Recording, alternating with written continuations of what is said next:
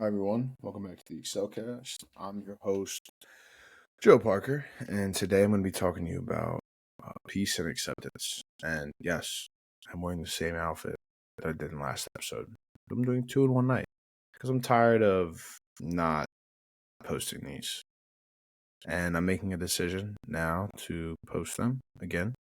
And I need to take time to really cultivate and articulate different ideas and different topics that I've learned so far recently. Acceptance and peace. Two words that have meant a lot to me over the past few years. With acceptance comes peace, and you can't have peace without acceptance.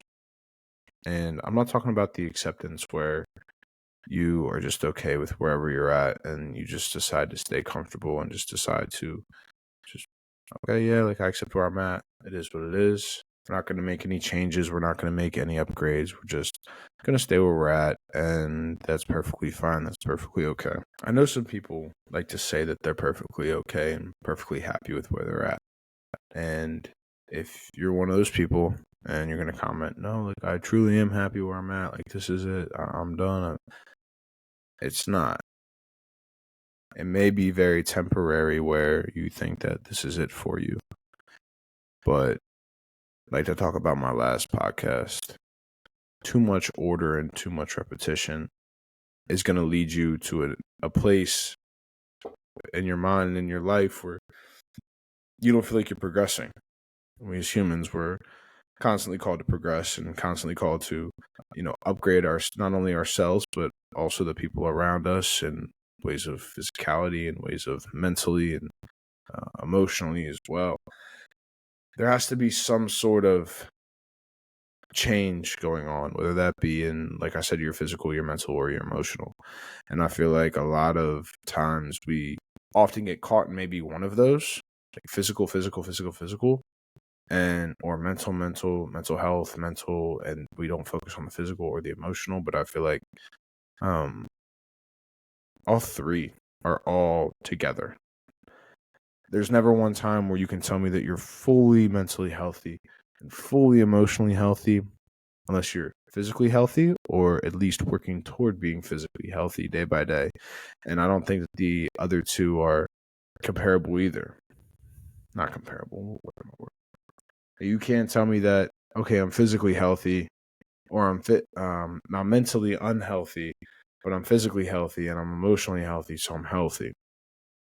I feel like they all kind of coincide, and that's why quite often we, as people, we do look at the outside first, because with the outside, you can kind of gauge where a person's at mentally, especially if they're going to the gym every day, if they have some sort of routine, that's somewhat healthy.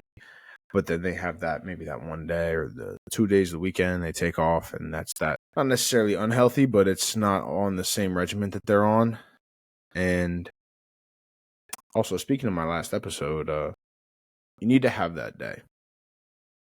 You need to have that one day where you may not necessarily do all the things that you do in the other days, and that's something that I fell into. I fell into that trap of thinking that if I worked for 7 days, it was always going to breed a positive outcome in my life. And I found that that's not always necessarily the case, mainly because in life, even God rested on the seventh day, right? So you have to remember that even He created order for 6 days, and on the seventh day, kind of just let the order be, let the order flourish. Even He had trust in the order that He prepared for the world. And I feel like when we do that, we show that we have peace and acceptance.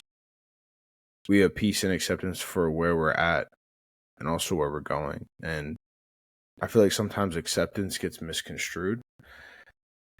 I feel like acceptance is knowing where you're at, and not delusionally, but realistically. I'm all for body positivity.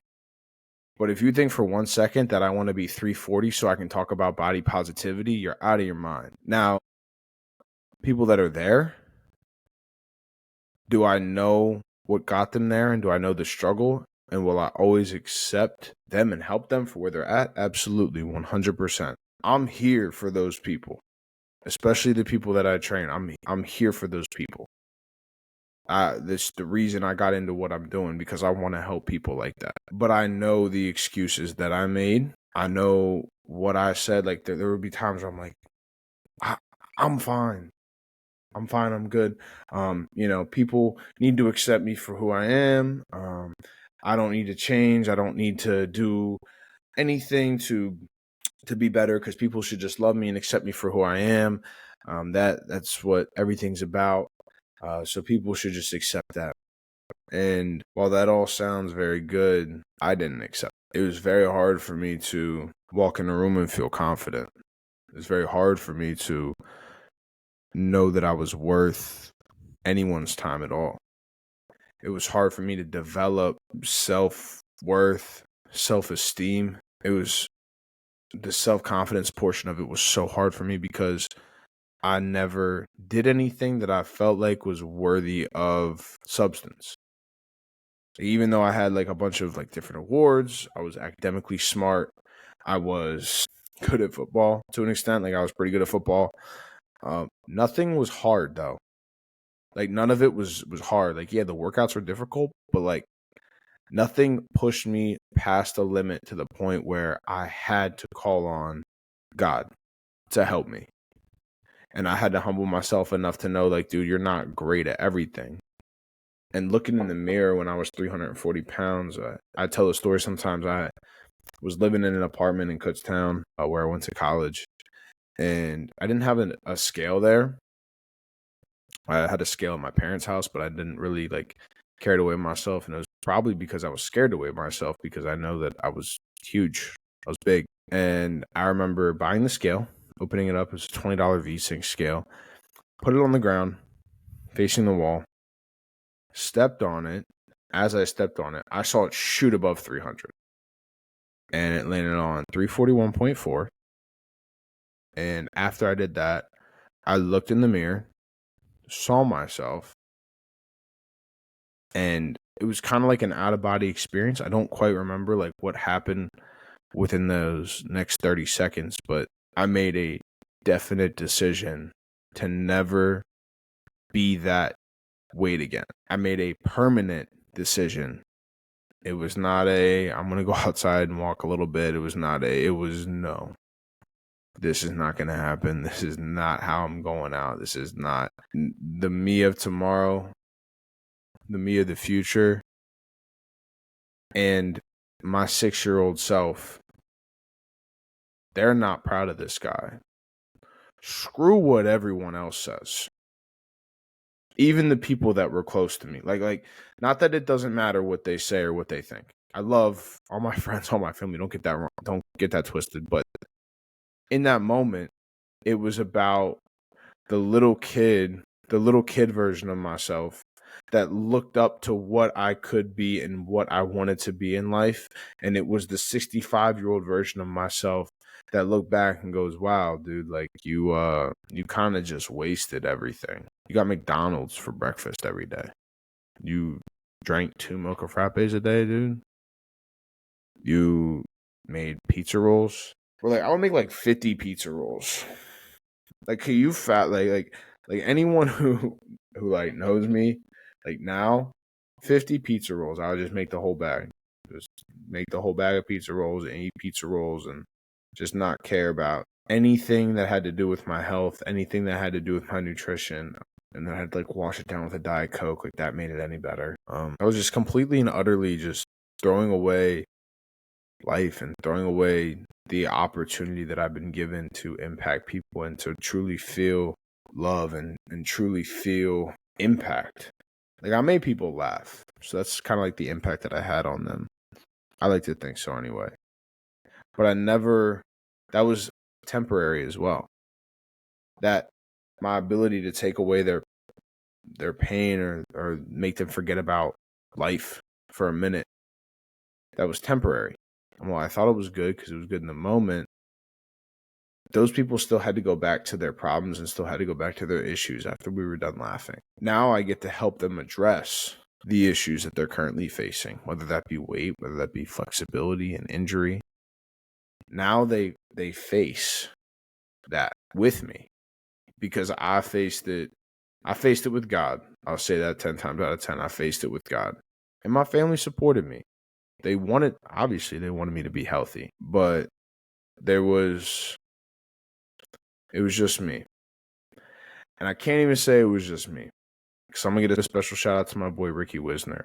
Not a lot of people know that, like, he's my boy, he's my friend, but not a lot of people know that dude would be on the phone with me for hours, while I was walking just to keep me company. And to be honest with you, there were days where I wouldn't have walked as far had he not been on the phone with me, had he not been taking my mind off of the journey that I was in and taking my mind off the steps that I was taking, how long. I wouldn't even look down at my watch. I'd just be walking around, just talking to him, and we'd be laughing and having a great time. And for like 2 hours, 3 hours, like, and subconsciously, like, I don't even think he knew what he was doing. I don't even think he understood the impact that he was having on me as an individual and as a person.